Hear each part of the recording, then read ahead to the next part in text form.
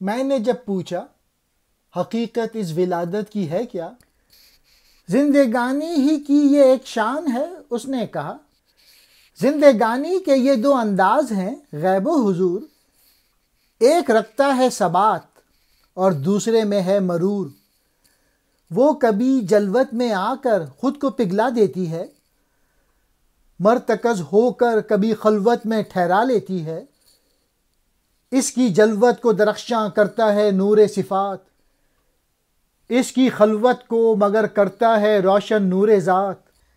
اب علامہ اقبال مولانا روم سے کہہ رہے ہیں، مجھے علم نہیں ہے یا میں نہیں سمجھا کہ یہ دوسری پیدائش کیا ہے۔ اس کے جواب میں مولانا روم نے فرمایا کہ یہ زندگی کی مختلف شانوں میں ایک شان ہے۔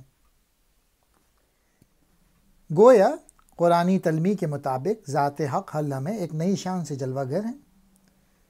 زندگی کے طور طریقے غیب اور حضور ہیں۔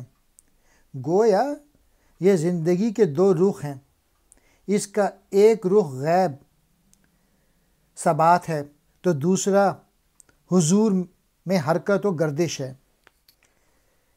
کبھی تو زندگی خود کو جلوت میں گداز کرتی ہے اور کبھی خلوت میں خود کو جمع کرتی ہے۔ اس کی جلوت صفات کے نور سے روشن ہے، جبکہ اس کی خلوت نور ذات سے منور ہے، روشن ہے۔